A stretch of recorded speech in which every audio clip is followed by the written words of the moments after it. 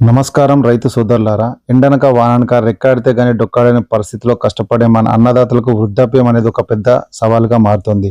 ఉద్యోగం చేసే వారికి రిటైర్మెంట్ తర్వాత పెన్షన్ వస్తుంది. మరి జీవితాంతం దేశానికి అన్నం పెట్టే రైతుకు వృద్ధాప్యంలో భరోసా ఏది? సరిగ్గా ఈ ఆలోచనతోనే కేంద్ర ప్రభుత్వం ఒక అద్భుతమైన పథకాన్ని అమలు చేస్తోంది. అదే ప్రధానమంత్రి కిసాన్ మన్ధన్ యోజన.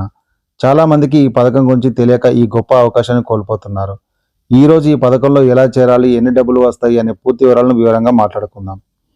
అసలు ఈ పథకానికి ఎవరెవరు అర్హులు అంటే, మీ వయసు 18 ఏళ్ల నుంచి 40 ఏళ్ల వయసుల మధ్యలో ఉండవలసి ఉంటుంది. ప్రభుత్వ రికార్డుల ప్రకారం 2 హెక్టార్ల లోపు సాగు భూమి కలిగిన చిన్న సన్నకారు రైతులైతే చాలు మీరు ఈ పెన్షన్ పథకంలో చేరవచ్చు. అయితే ఇప్పటికే ప్రభుత్వ ఉద్యోగాలు చేస్తున్న వారు లేదా ఈపీఎఫ్ఓ, ఎన్పిఎస్, ఈఎస్ఏ వంటి ఇతర ప్రభుత్వ పెన్షన్ పథకాల్లో సభ్యులుగా ఉన్నవారు మాత్రం దీనికి అనర్హులు. ఆర్థికంగా బలంగా ఉన్నవారికి కూడా ఇందులో అవకాశం ఉండదు. దీనికి దరఖాస్తు చేసుకోవడం చాలా సులభం. మీ దగ్గరలోని కామన్ సర్వీస్ సెంటర్ లేదా మీ సేవా కేంద్రానికి వెళ్ళి దరఖాస్తు చేసుకోవచ్చు. లేదా పిఎం కిసాన్ కేఏవై పోర్టల్ ద్వారా ఆన్లైన్లో కూడా రిజిస్టర్ చేసుకోవచ్చు. దీనికోసం కింది పత్రాలను సిద్ధంగా ఉంచుకోండి: Aadhaar card, bank account passbook, భూమి పత్రాలు, ఆదాయ ధృవీకరణ పత్రం, passport size photo, register mobile number ఉండవలసి ఉంటుంది. ఈ పథకం ఎలా పనిచేస్తుందంటే, మీ వయసును బట్టి మీరు నెలకు 50 నుంచి 220 రూపాయల వరకు ప్రీమియం చెల్లించాల్సి ఉంటుంది.